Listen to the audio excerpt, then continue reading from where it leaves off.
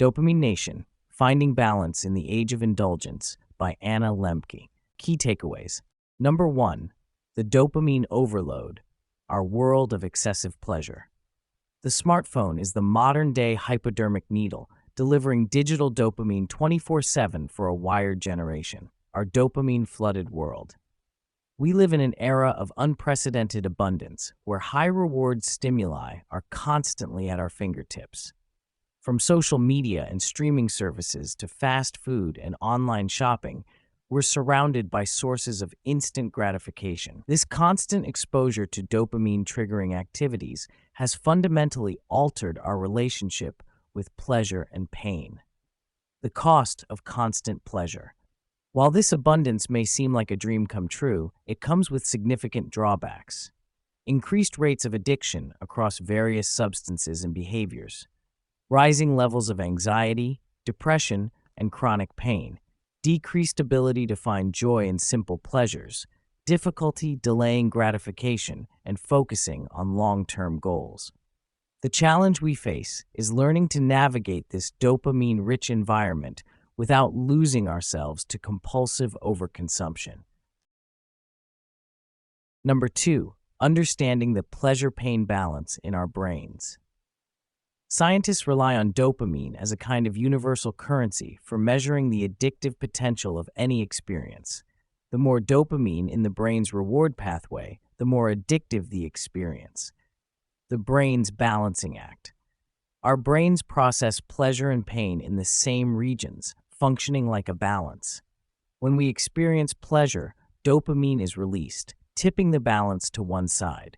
However, the brain seeks equilibrium and quickly works to level things out, often overshooting and leaving us in a state of mild pain or craving. Key aspects of this balance. Tolerance. With repeated exposure, we need more of a stimulus to achieve the same level of pleasure. Withdrawal. The pain or discomfort experienced when a pleasurable stimulus is removed. Neuroadaptation. Long-term changes in brain structure and function due to repeated exposure. Understanding this balance is crucial for recognizing why we struggle with addictive behaviors and how we can work to restore equilibrium. Number 3, self-binding, creating barriers to limit compulsive behavior. Self-binding openly recognizes the limitations of will. Proactive prevention. Self-binding involves intentionally creating obstacles between ourselves and our addictive behaviors. This strategy acknowledges that willpower alone is often insufficient to combat compulsive urges, especially in moments of weakness. Types of self-binding. Physical. Removing temptations from our environment, e.g., deleting social media apps. Temporal. Setting specific time limits for certain activities. Categorical. Avoiding entire classes of behaviors or substances. Examples of self-binding. Using website blockers to limit access to distracting sites, keeping junk food out of the house, setting up automatic savings transfers to prevent overspending. By implementing these barriers, we can make it easier to resist temptation and maintain healthier habits. Number 4, the dopamine fast, resetting our reward pathways. Abstinence resets the brain's reward pathway, and with it our capacity to take joy in simpler pleasures. The power of abstinence.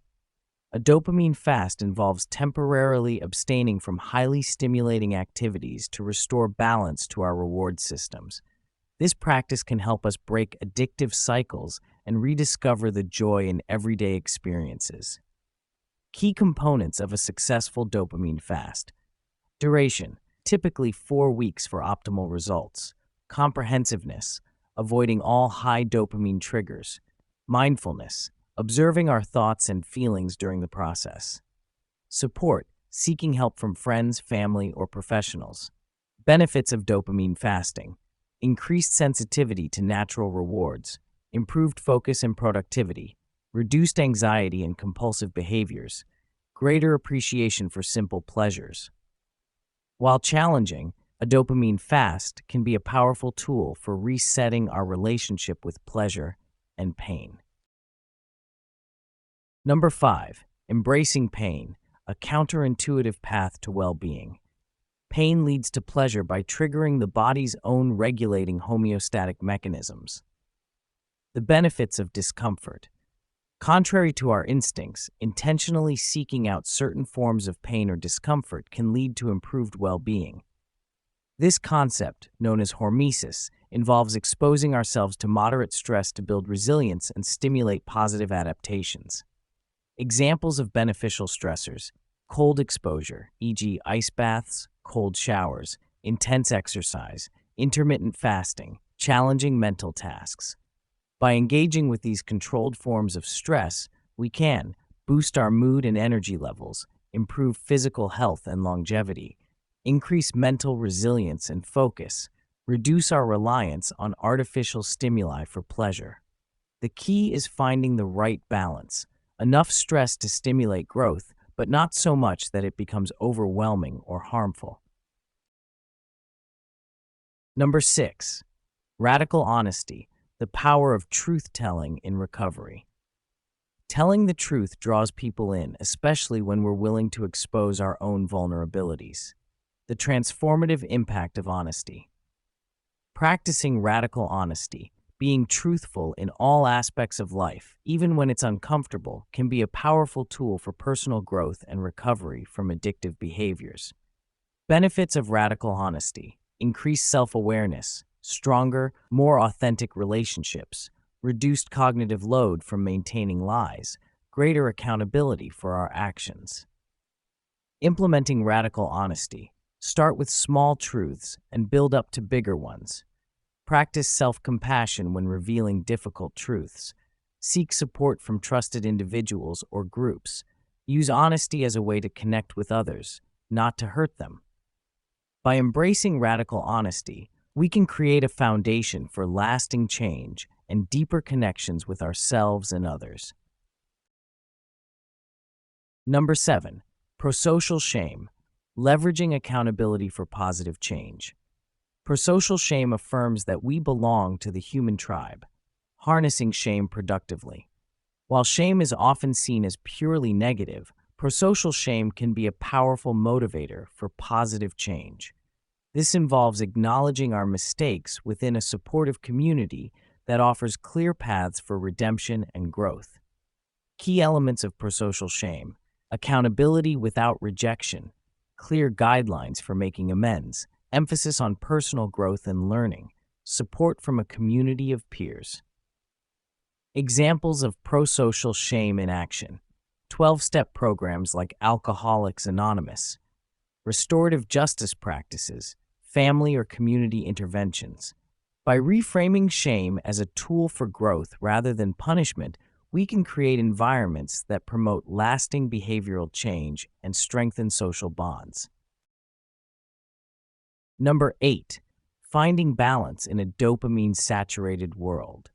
Instead of running away from the world, we can find escape by immersing ourselves in it. Cultivating sustainable joy. The ultimate goal is to find balance in our dopamine-rich environment, allowing us to enjoy life's pleasures without falling into compulsive overconsumption. Strategies for maintaining balance. Practice mindfulness and present moment awareness. Engage in activities that provide natural and sustainable rewards. Cultivate meaningful relationships and social connections. Set clear boundaries around potentially addictive behaviors.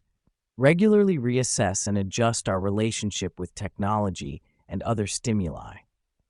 By implementing these practices, we can navigate our dopamine-saturated world more skillfully, finding joy in both life's simple pleasures and its more intense experiences without losing ourselves in the process.